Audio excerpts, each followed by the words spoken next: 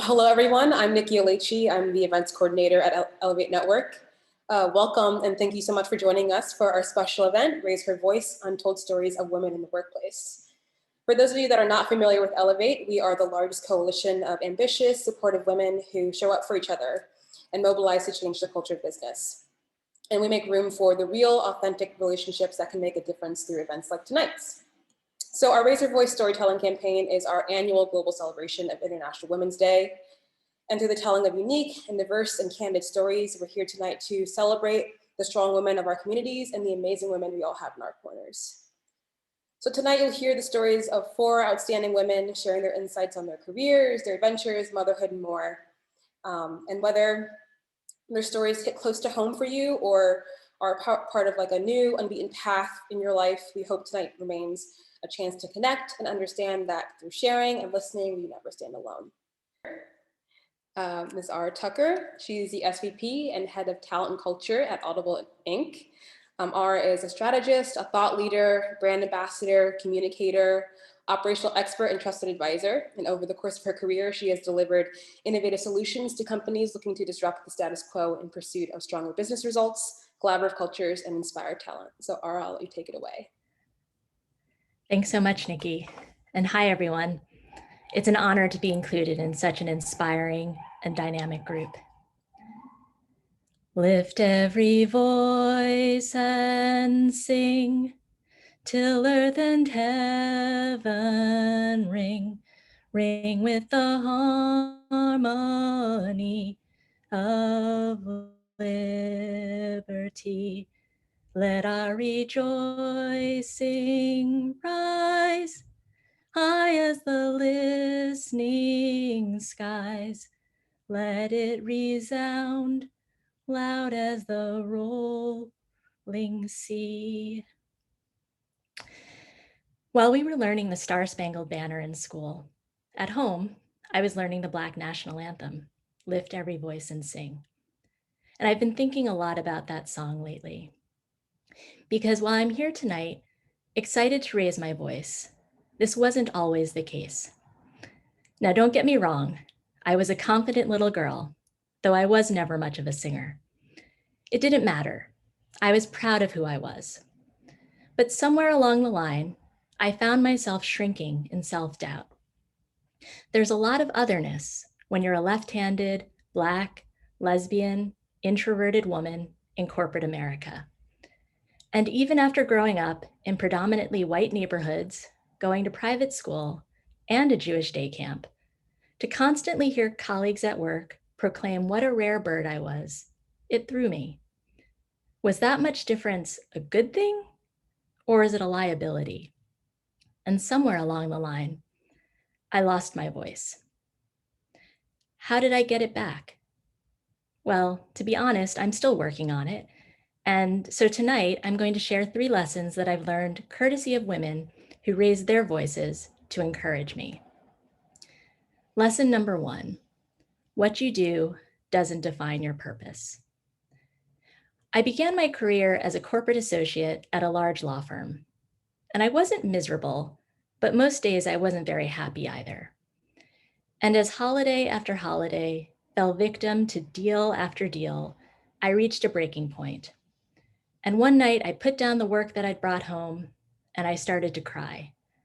I started to cry because I couldn't really see a way forward until I changed my mindset. Okay, so I was a lawyer, but why? It turns out I'd gone to law school with vague plans to become an entertainment lawyer so that I could help other artists get their works into the world. My plans were vague because if I was honest, I really didn't want to help other artists. I wanted to be the artist. But that felt too risky. And besides, I was already on the track to be a lawyer. And it was really seductive, having my whole professional life seemingly mapped out. I'd work for the firm, and then I'd either stick it out to make partner or I'd go in-house. Simple. But, after realizing that neither of those options were for me, I had to pivot. I pivoted away from the relative security of what I could do and started moving toward the uncertain path of figuring out what I wanted to do. I started talking to people who were no longer practicing law. And one of those people was someone who was leading a new function at the law firm. She was in charge of the attorney journey, from summer associate to partner. And funny enough, it's almost identical to my role now. She became a trusted sounding board, and I asked her to keep me in mind if there was ever an opening on her team. Because what I realized was I didn't hate law firms, I just didn't like being a lawyer. Eventually, I ended up finding a position at Princeton in the provost's office, focused on academic governance, budgetary and strategic issues such as the arts, internationalization, diversity, and endowment spending. It was a dream job. I'd get to return to my beloved alma mater and put some of the skills that I'd learned as an associate to good use. A complete fairy tale ending, right? Almost. There was a catch. The job paid roughly half of what I was making as a junior associate. Was I crazy to walk away? A lot of people thought so. I mean, it was 2006, the economy was booming, and when my friends from the law firm would call me, it was about to tell me how much money they were making, how many raises they were getting. But a few years later, by 2008, it was a different story. As the economy crashed around us, those same friends were now calling to let me know who'd been laid off. They were anxious, and one of the first times in my career, I was really happy. In a few short months, the law firm would call to offer me an opportunity to return, not as a lawyer, but as the firm's first director of diversity. I'd go from junior associate to reporting to the chair of the law firm in less than 5 years. But this time, it wasn't really about the title at all. It was about a chance to help transform the legal profession.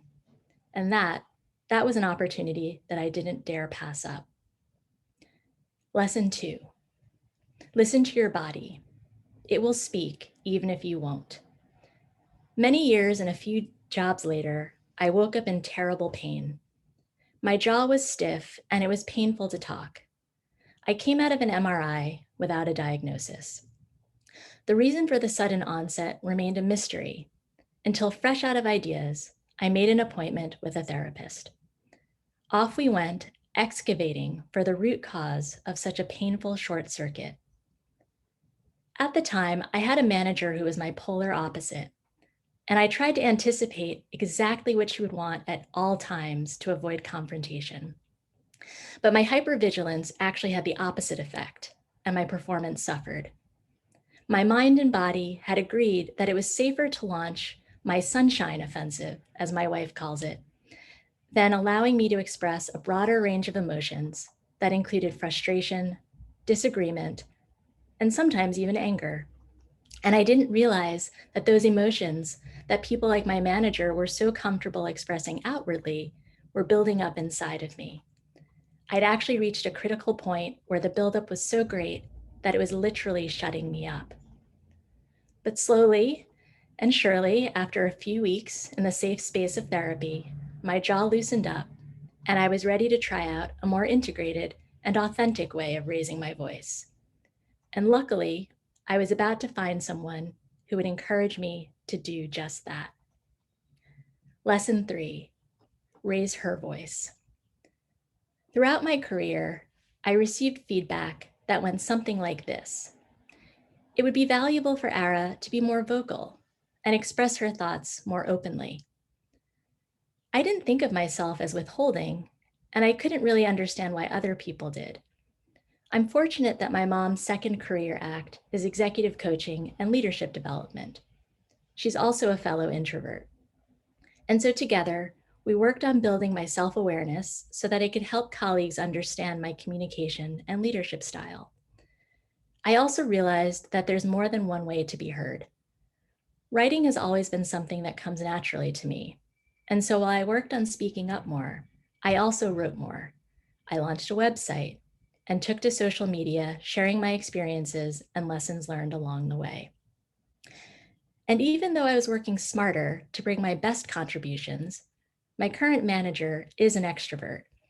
And so when we sat down for my first performance review, I braced myself for the usual feedback. But it didn't happen. Instead, she turned it around and said something to the effect of, How can I support you in being even more yourself? Empathetic leadership at its best.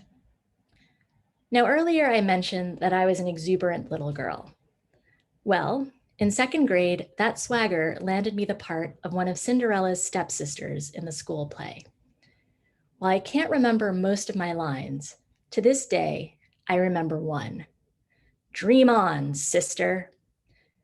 Now, given Cinderella's difficult relationship with her stepsisters, I think it's safe to assume that that line wasn't meant to be encouraging.